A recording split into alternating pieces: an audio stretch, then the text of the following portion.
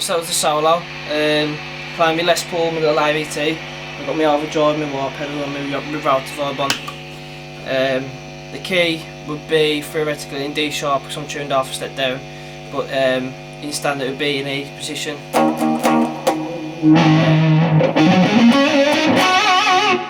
Up in the E position. So I'll take you through the solo now, show you the parts all in sections, and then I'll explain it, etc. So the first part will go like this.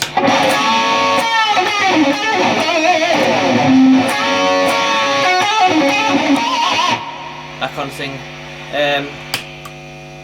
So what I'm playing at the start is I go onto the 14th fret on the G string, and then I use my second finger, my first finger, to sort of give it a bit more help. This finger, theoretically this finger's doing all the work on the 14th, but I'm using these fingers just to help it bring it up, if you know what I mean, because if I use that on the own, then it's going to struggle.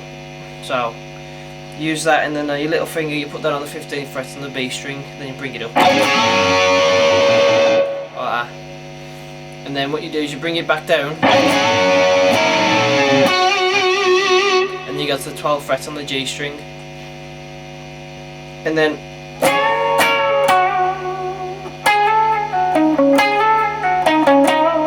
that's basically what I'm doing.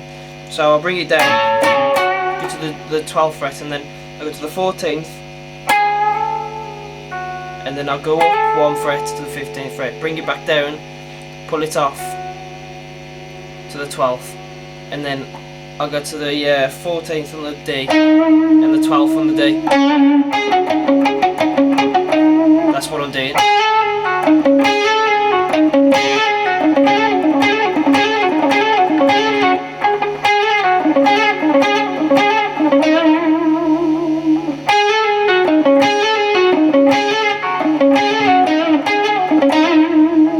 Finish off on that 14th fret on the D, and what I do is just get a little pinch harmonic in there.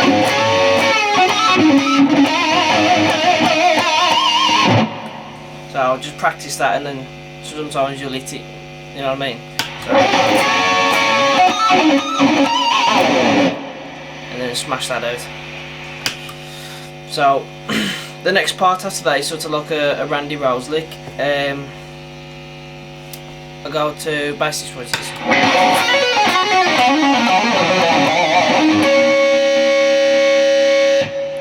So what I'm starting on is I'm using the different boxes and that. I'm starting on the 7th fret on the E string.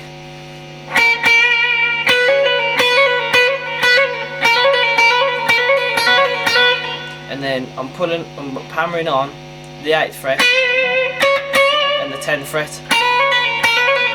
So I hit that root note first on the 7th, and then I hammer on and then pull off.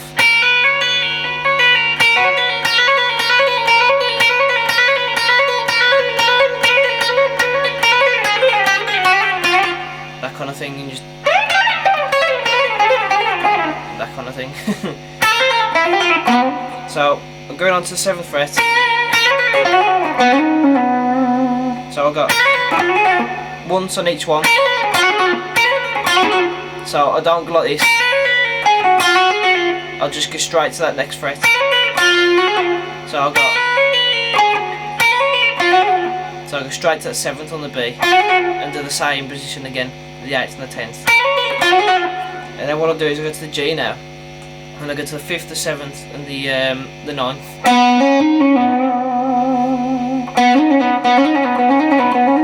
And then I do the same again on the D.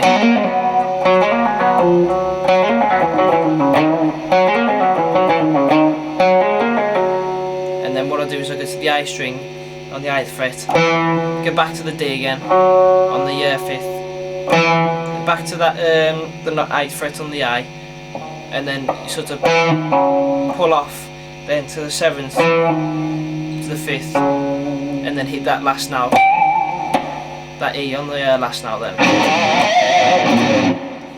on the 7th fret of the A string. So all together you go like this.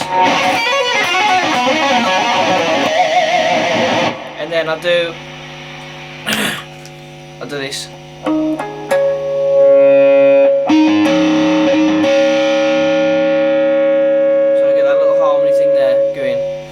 On the 7th fret, and you basically just go over the sort of the metal there, where you can see my finger is. So in between the 7th and the 8th fret, and then you hit the A, the D, and the G. So you go all separately.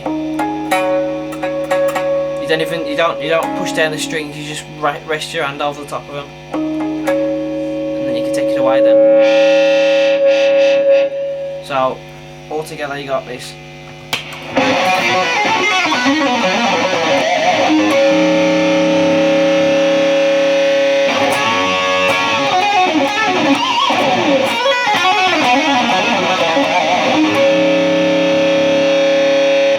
Now, I've got another Randy Rhoads lick now, sort of thing. Most of it's all inspired off that kind of thing, so.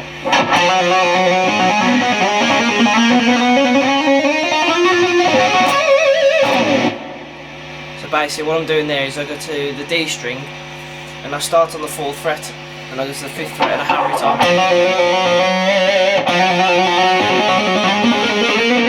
And just sort of follow what sounds right in your ear, if you know what I mean. So I'll show you it now, love, but it's the D and you go from the 4th to the 5th and then you go from the 5th to the 7th, from the 7th to the 9th, and then you go from the 9th to the 10th, 10th to the 12th, 12th to the 14th, and then you go 14th to the 16th, 16th to 17, and then what you do then, you go to the G string on the 20th fret, I think, 19th fret on the G string, and then hold that out.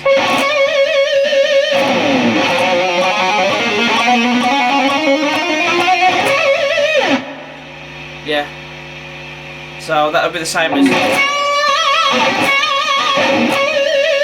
doing it there. So if you wanted to, you could like this,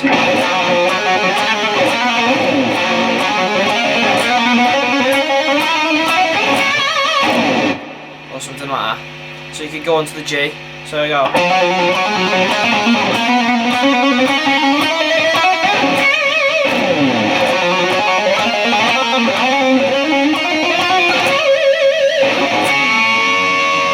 Same as the first note again, on the first part of the solo, and then what I'll do is I add the relative vibe in, so it sort of sounds like this.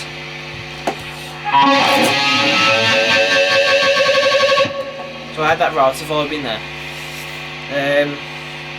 and then goes into the actual solo there where the song kicks back in, because while I'm playing this, the backing just goes like this.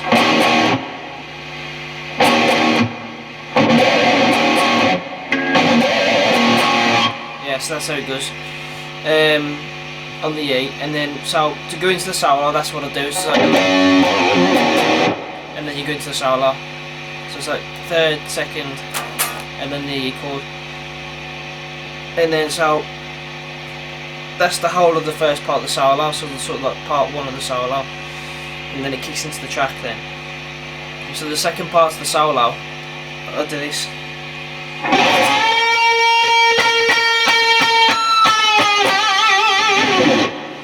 Yeah, so I'll go to the B string with my 1st finger on the 12th fret, and then I go with my 3rd finger, I go onto the 15th fret. So it sort of goes like this, 14th fret, sorry. You want to add a few pinch harmonics there on the G string, so it sounds like this. If you want to be clever, kind of thing.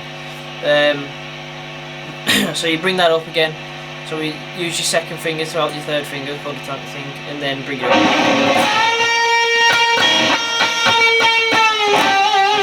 And then when you're bringing it back down, you finish on that 13th fret on the G string.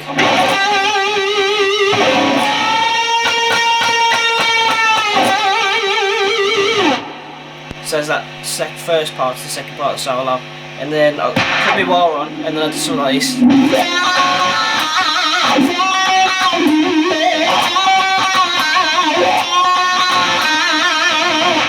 So basically what I'm doing there is I go to the 11th fret on the G string, and then I bring it back down, and then I bring it up slowly, so sort of like this.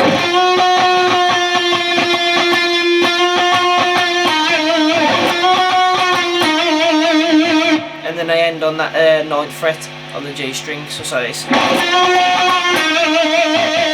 And have that wah in as well. And then what I do now is the same again that I did just.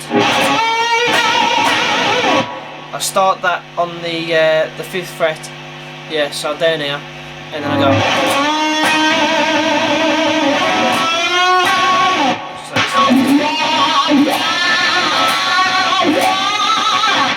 So I'll go 2 on the first part, so I go 2 frets, then I go 1 fret, then go 2 frets again, then I add that wah in.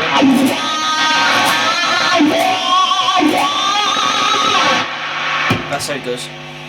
And then this part goes like this. I keep the wah on and I hold it down, because if I play it like this, it's a bit bland kind of thing. So if I added the wah in, it has that kind of higher note, kind of weird kind of thing to it. So if like this,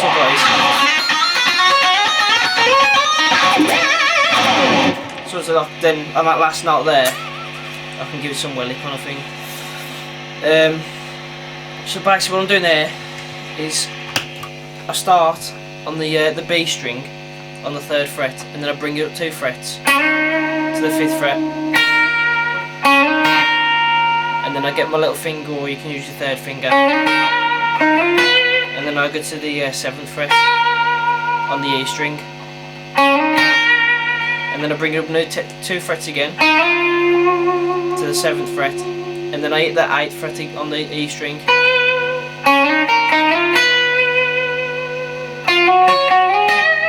then I go 1 fret, and I hit that E string on the 10th,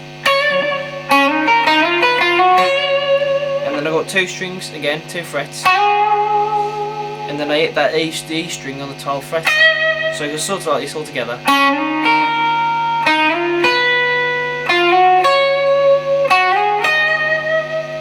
Then again I'll do 2 frets up to the 12th fret, and then on the B string, on the E string, go to the 15th fret. So it goes like this.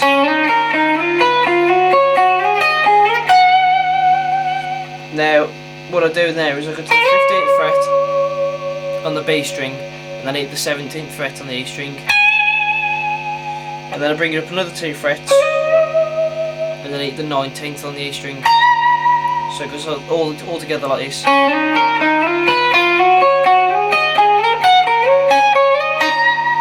And then I go to the B string on the 15th fret, bring it up 2 frets, and then give it some vibrato.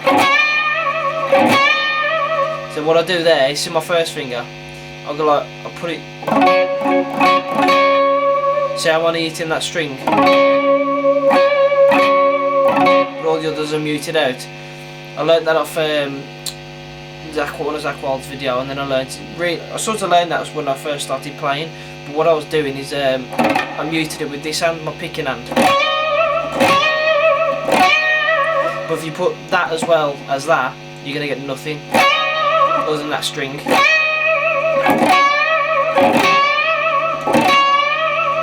So it's sort of a good way to mute things out, and it makes it sound cool instead of just going, you know what I mean? You don't sound, and then once you hit that kind of stroke down, it sounds mint kind of thing. So yeah, so I'm on the B string 15th fret, and then use that second finger to help it out, and that first finger sort of rest it over the strings kind of thing, and then use this hand as well to palm mute it, and instead of that string, and then bring it up 2 frets to get some vibrato, and that's the end of the solo. Obviously I use my wah with that as well, so if I play it like this.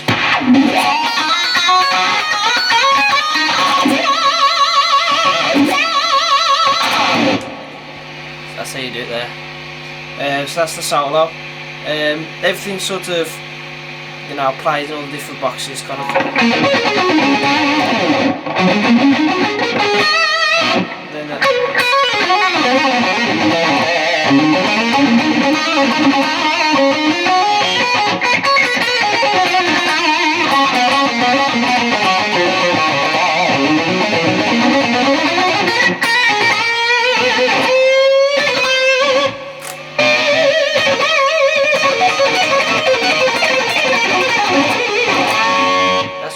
played, then you know your pentatonics and that. And then you go back up again in the different boxes. Just use all them to put it all together, your different minors and that. And that's how a lot of Randy Rhoads. And if you listen to a lot of Randy Rhoads stuff, it's always like.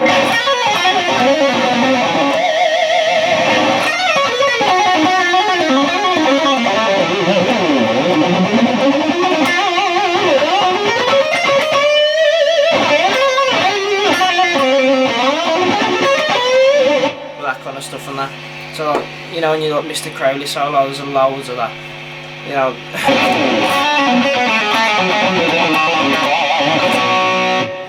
All that kind of stuff. The different parts just like this. You know, I just got that after my Angus kind of licks really. It's a lot of Angus licks.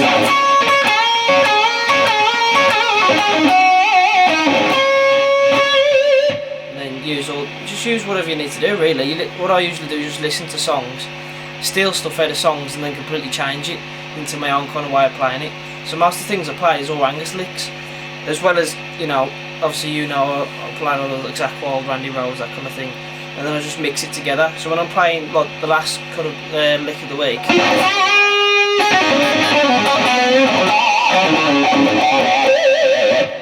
I'm just using Angus licks to play it, you know what I mean? So it's like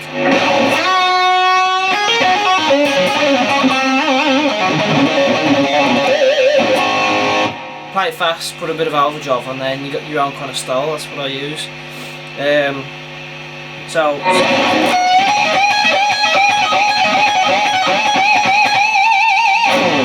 that's what most all other players play. They just grab a load of blues licks and then play faster.